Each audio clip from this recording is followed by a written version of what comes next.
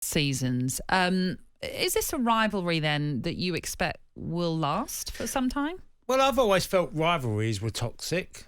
They could be hatred between two clubs. Yeah, doesn't feel like that, really. No, they love each other. Yeah, I know. I mean, Klopp and Guardiola are cuddling and so much respect. And I sort of get that. But if you think of the rivalry that Arsenal had with Man United, when Wenger and, there was a lot of toxic stuff going on. Yeah, there's no needle. No, definitely not. And you would certainly say some of the rivalries that Jose's had when he's been a manager. Obviously, Man United, Liverpool has always been the standout rivalry because the history of Man United's success, and you match that up against Liverpool. At both times they've held power. This is a love rivalry because don't get me wrong, they're two fabulous teams. I had my sort of my fun stolen during the week because I'd sort of done a points tally in the last 4 years and I read it on Monday what I'd done, but they missed one thing. Go on. Do you know if you take all of this season and the previous 2 seasons, the points tallies of Liverpool and Man City's. Go on. They're exactly the same, 240 points. Wow. That's incredible, isn't it? It is. And if you take it, obviously, the year at which most people have done, taking it a year further, they're only separated by 1 point. I know. 1 point, which is extraordinary. I found the level for all of this season and the previous 2. I thought that was extraordinary. That tells you the standards, and they're way ahead of all the other clubs in points. There's a massive gap between Liverpool, City, and then the rest. They've set new standards on footballing quality, Guardiola and Klopp.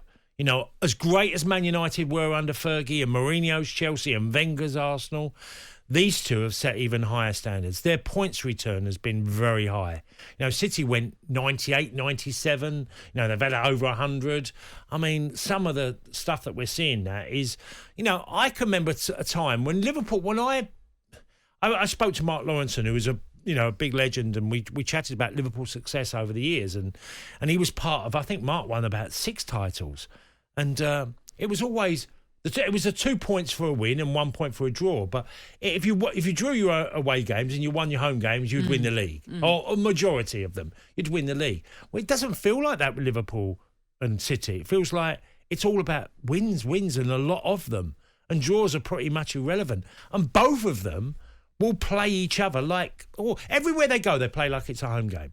There is no home advantage for these two. It's more about, they'll go to wherever. Like Liverpool's away record is scary, especially in the Champions League. They go to their backyard and they'll take them apart and win the game and come away. And City do exactly the same. That has not happened before like that, Nat. If we go back into my time, there wasn't teams that won everywhere away all the time. These two do it regularly. Well, they are. They're both formidable. And you sort of feel as though both push each other, obviously, in the right way. But just going back onto what you said of the past rivalries, and still people will always speak fondly of the Manchester United-Arsenal rivalries when you go back to the sort of 90s and the early noughties. And there's such a mutual respect. You can feel that when Jurgen Klopp talks about Pep and Pep talks about Jurgen. There's that, as you rightly say, a love in there between them. Does it in some ways... I mean, obviously, we can talk about how wonderful it is that they respect each other, but does it disappoint you that there isn't a bit more needle? Because sometimes... What, the toxic and... Yeah, we like just a little bit more of a battle. Because already I'm reading, there's Pep Guardiola saying, whatever happens after the result, we're going to share a really nice bottle of wine. And you're thinking, oh, no, don't think about that already. We want to get a clash going, don't we? Yeah, well, then you have to sort of change the word rivalry, doesn't it? Because it isn't that. It's more about huge respect. And look, what these two have done at their football clubs, I think they're the best 2 teams in the world, right? Okay, I think the majority of people would probably agree with that. They are. So you've got the best 2 teams playing each other. But there isn't the hatred, and there's just huge respect from the players to when the players match up, there's massive respect there.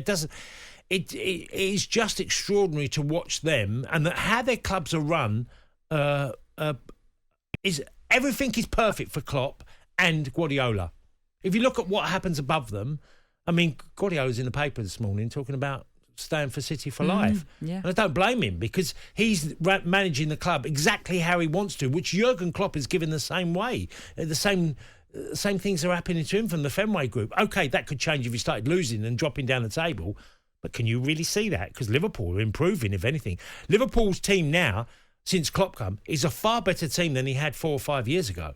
He's got a way better team. No, I mean, that's obvious. And you even look at Luis Diaz, who they brought in this season, who's been wonderful since his move to the club. And then you look at Diogo Jota, who's just... He himself, you can see, has elevated his game when he's moved to Anfield. I mean, yeah. Well, it's 5 of them. You've got Absolutely, 5. the choice now that Jurgen Klopp now has just to tinker things if he wants to is brilliant. You know, there was a time when it was just that normal front three of Mane and Firmino and Salah, but now he's got options, which you know is adding to this competitiveness between themselves. And just getting Mbappe in the summer, and that'll just about. Oh, here we go. Yeah, that's it. It's all done and dusted then, isn't it? Get Mbappe.